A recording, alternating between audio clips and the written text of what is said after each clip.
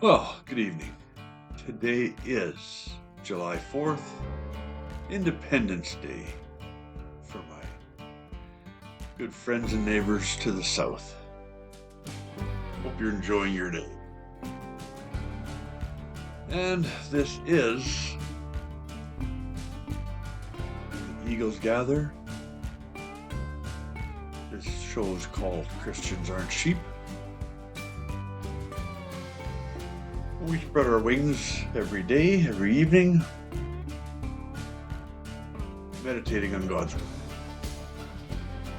I do have a reading that's a little bit perplexing tonight, but it is what it is. And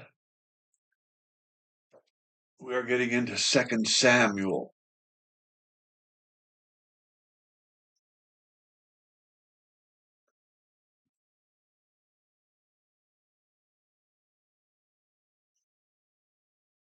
There we go.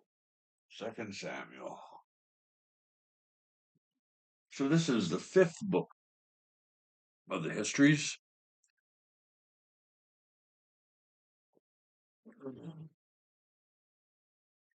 And thanks for those who have commented. Mr. Regular, Ben, LaRonda, Kevin, Pastor Bob.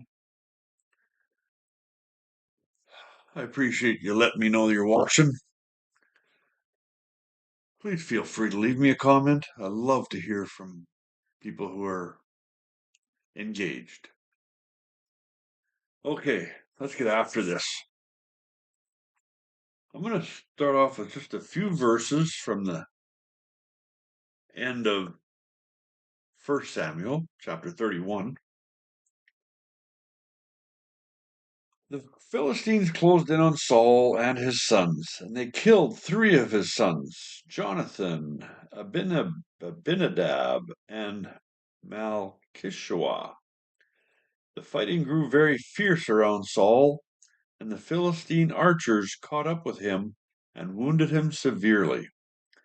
Saul groaned to his armor-bearer, "Take your sword and kill me before these pagan Philistines come to run me through and taunt and torture me." But his armor-bearer was afraid and would not do it. When his armor-bearer realized so Saul took his own sword and fell on it. When his armor-bearer realized that Saul was dead, he fell on his own sword and died beside the king. There's a little bit of context for tonight's reading. Moving on to 2 Samuel, chapter 1. David was out in battle with fighting the Amalekites, and when he got back from that battle, he got word about Saul's situation. This is from chapter 1 of 2 Samuel. "Where have you come from?" David asked. "I escaped from the Israelite camp," the man replied. "What happened?" David demanded. "Tell me how the battle went." The man replied, "Our entire army fled from the battle. Many of the men are dead, and Saul and his son Jonathan are also dead." "How do you know Saul and Jonathan are dead?" David demanded of the young man. The man answered, "I happened to be on Mount Gilboa, and there was Saul leaning on his spear, with the enemy chariots and charioteers closing in on him.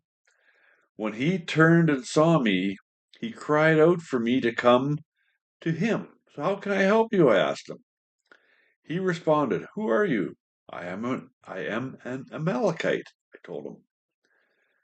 Then he begged me, "Come over here and put me out of my misery, for I am in terrible pain and want to die."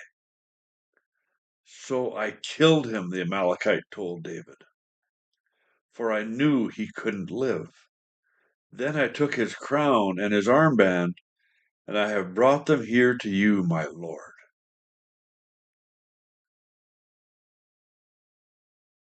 So this young man is lying.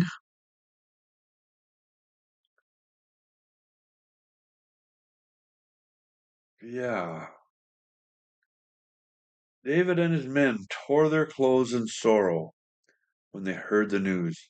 They mourned and wept and fasted all day for Saul and his son Jonathan, and for the Lord's army and the nation of Israel, because they had died by the sword that day. Then David said to the young man who had brought the news, "Where are you from?"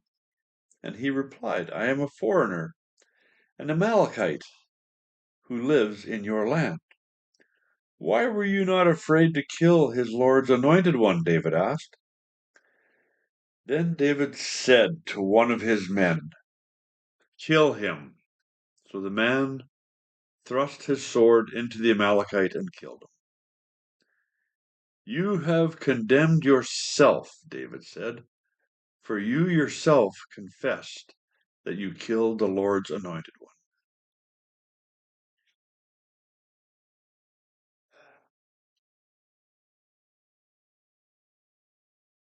There has to be something to learn from that reading.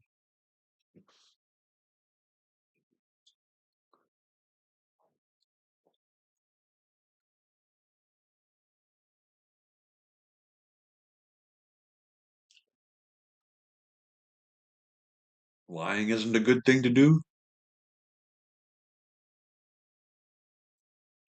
It seems a bit too simple. You dwell on that a little bit. Let me know what you think of that reading. If there's a lesson there. You all have a great night. God willing, we'll see you tomorrow. Romans 8:28. And we know that God works all things together for good for those who love him and are called to his purpose. Amen. Good night.